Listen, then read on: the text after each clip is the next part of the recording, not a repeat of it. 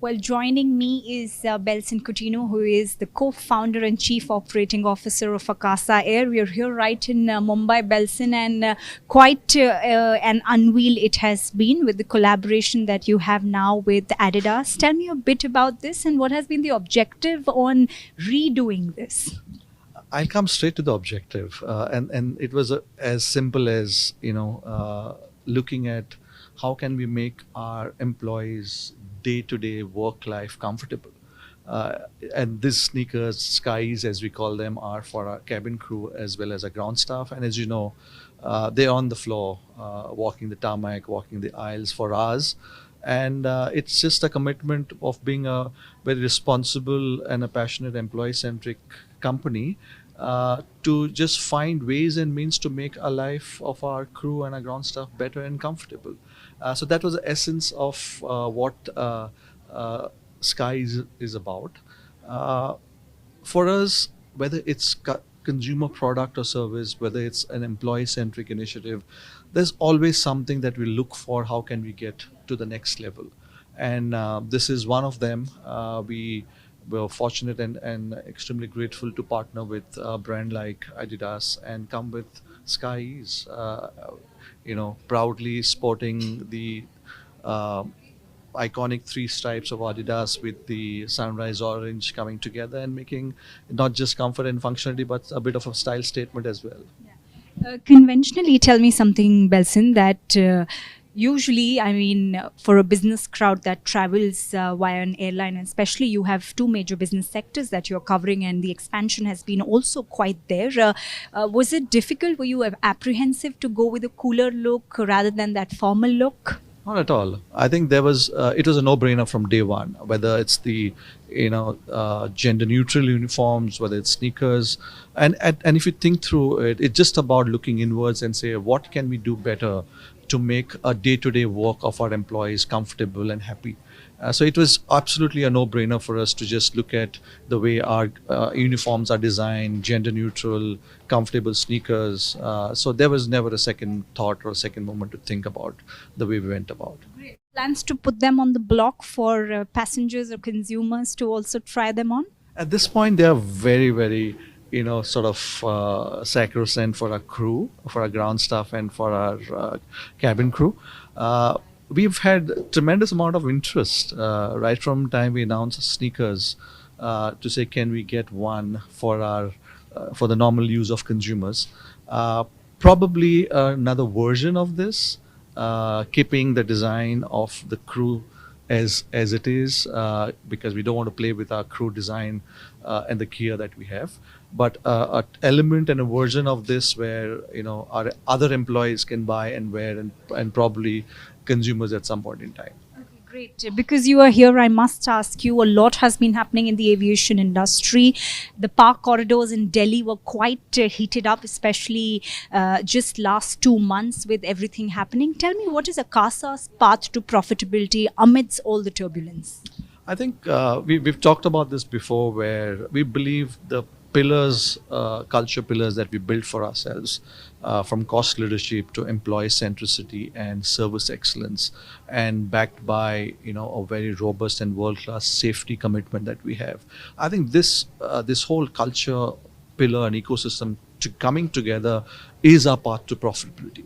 Right, you need to be well disciplined in the way you run your cost structures. You want to be the best in the industry. You want to be really, really employee centric, to do the right things for your people and their well-being, and of course, deliver the promise of being highly responsible and an inclusive airline from a consumer and service excellence point of view. I think put that together is where what do you need? You need consumers to come back flying.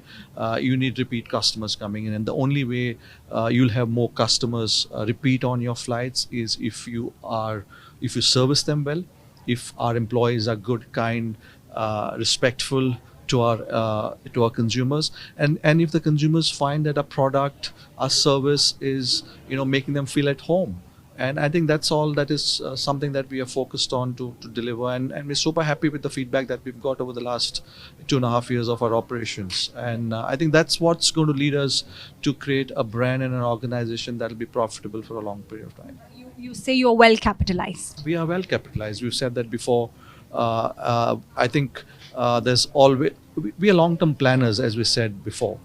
From the fact that we just getting to the first year of our operations and placing a new order of aircraft, just looking at what can we do to our employees. Even after 2.5 years of looking at what else can we do of people. So we're long-term planners, and that's what is going to hold us in good stead. And whether it's capital infusion, looking at the anyone in the near future? Nothing at this point in time. We just made an announcement some time back, so I think that's something that is happening as we speak. But it's beyond that. It's beyond what's our commitment and investment in consumer service excellence delivery. What's our commitment to our employee centricity, and how are we managing our world-class safety standards. I think those are the focus areas for us, and it's an always on focus area for us. Last few months were also difficult with this global supply chain, and currently also there are issues, especially with Boeing aircrafts. Does that demotivate you or discomfort your plans with your deliveries? No, not at all. In fact, we are very pleased with the aircraft delivery that's coming in. Boeing has been an extremely special and an important partner for us. And we wouldn't have been taking off if it was not Boeing supporting us when we started the airline. And as you see, we got the 29th aircraft just landed 2 days back. 30th is on its way.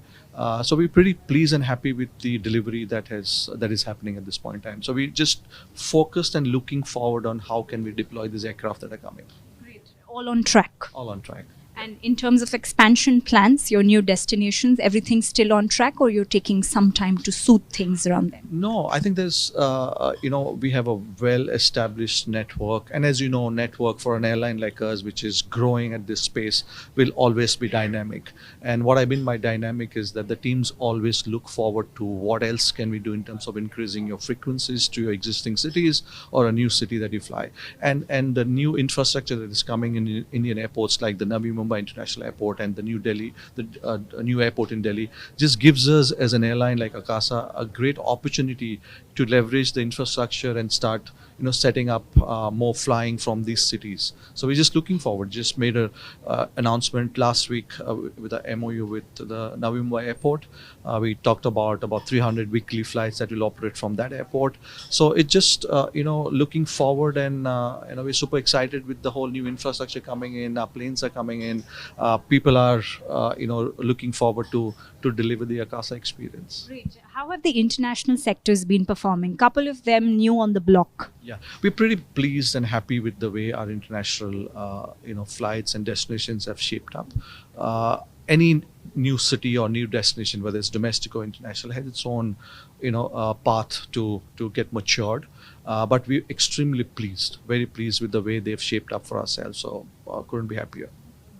Good bookings. Good bookings, extremely good loads, good passengers loads for us, both in domestic and international. So, as an airline, it's a good balance of a good load factor and ability to get a decent revenue per flight or per passenger that you. I mean, that's a constant pursuit for us. But we're happy with the demand and product that people are experiencing.